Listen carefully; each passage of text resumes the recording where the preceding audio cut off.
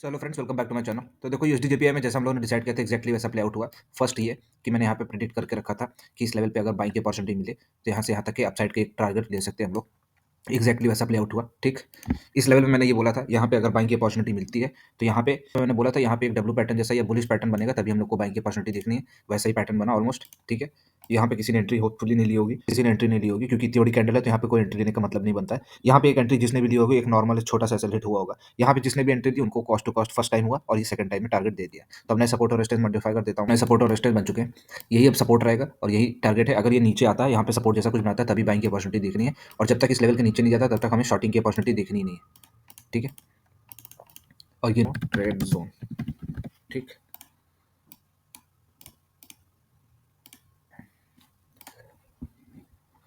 Bitcoin में भी जैसा बताया था एग्जैक्टली वैसा परफॉर्म कर रहा है। इसमें दो चीज़ें मैंने बताई थी, सबसे ज़्यादा हाई चांसेस तो यही थे कि इस लेवल का ब्रेकडाउन हो और हेड एंड शोल्डर्स पैटर्न है तो ये यहाँ से यहाँ तक का टारगेट दे, पर ऐसा कुछ हुआ नहीं। ये यहाँ पे गया और उसके बाद कंप्लीटली रिवर्स कर गया, तो यहाँ मैं गलत हो गया। इस लेवल पे नो ट्रेड जोन था और इस लेवल के ऊपर ही बाइंग अपॉर्चुनिटी देखनी थी, और यहाँ जिसने भी बाइंग की है वो इजीली यहाँ से यहाँ तक के लिए टारगेट मिला ही होगा। 1000 तो इजीली है, जबकि 1300 से ऊपर भी गया है 3000 तक, पर इसकी एक्सपेक्टेशन हम लोग को कम थी, इसकी ज़्यादा थी।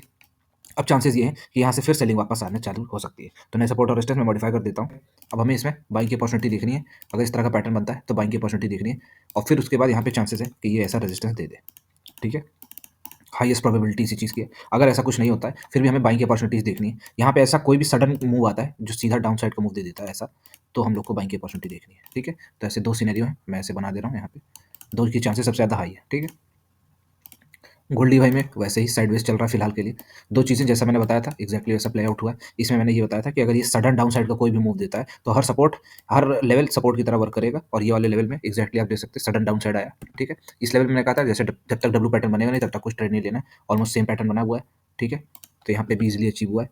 गोल्ड में यहाँ से यहाँ तक के लिए गोल्ड में इजीली अचीव हुआ है, और यहाँ पे 200 पिप्स का इजीली टारगेट मिला है। मेजर चेंजेस कोई नहीं रहेंगे, अभी भी सेम ये रहेगा, और अब इस जोन में कोई ट्रेड नहीं लेगा। ठीक है, ये नो ट्रेड जोन है क्योंकि अभी वॉलेटाइल हो गया। यहाँ पे ट्रेड लेने का मतलब है unnecessary stop process hit. Scalp चाहो तो कर सकते हो।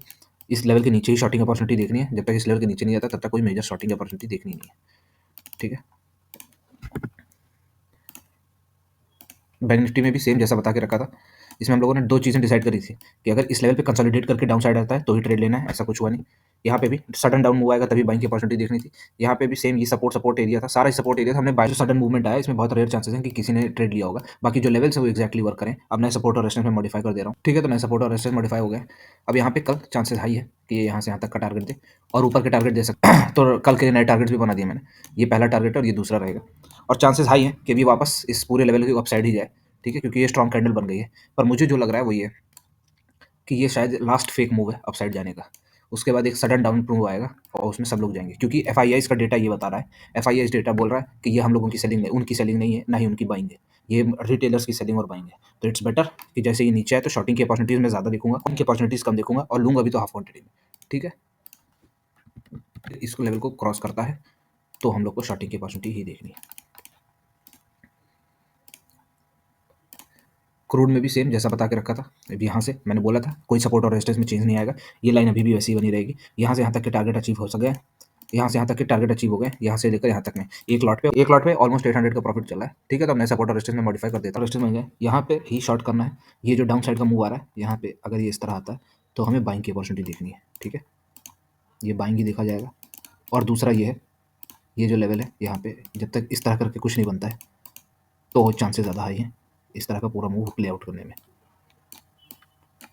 ठीक है, सेंसेक्स में देखो जैसा हम लोगों ने डिसाइड किया था, इसमें फर्स्ट टाइम ये तो डिसाइड किया था कि हो सकता है यहाँ से बाउंस ले या यहाँ पे एक सपोर्ट ले उसके बाद जाए, ऐसा कुछ हुआ ही नहीं। यहाँ पे एक चीज़ हम लोगों ने डिसाइड करके रखी थी कि ये वाला जो पूरा लेवल है यहाँ पे थोड़ा कंसोलिडेट करके फिर अपसाइड जाए तो ही ट्रेड लेना है, पर मार्केट खुला ही गया, पर रेजिस्टेंस मॉडिफाई हो गए। अब हमें वेट करना है, यहाँ पे अगर कोई बाइंग अपॉर्चुनिटी मिलेगी तो बाइंग करेंगे, पर बेटर है क्वांटिटी हाफ ही रखें। ठीक है, एच बना दिया है मैंने यहाँ पे। शॉर्टिंग की अपॉर्चुनिटी अगर कोई इस लेवल के नीचे आएगा तो ही हमें शॉर्टिंग की अपॉर्चुनिटी देखनी है। ठीक है,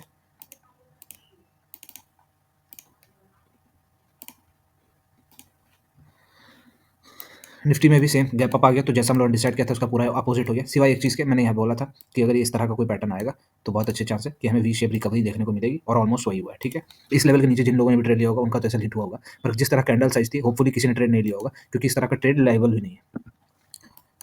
ठीक है, तो मैं सपोर्ट और रेजिस्टेंस में मॉडिफाई कर देता हूँ। सपोर्ट और रेजिस्टेंस मॉडिफाई हो गया। अब हमें यहाँ पे ही बाइंग की अपॉर्चुनिटी देखनी है। ठीक है, क्वांटिटी हाफ ही रहेगी, क्वांटिटी हाफ एच पे। इस लेवल के जब तक नीचे नहीं आता तब तक कोई सेलिंग नहीं करेगा। ठीक है, वीडियो अच्छी लगी तो like and share friends, thank you.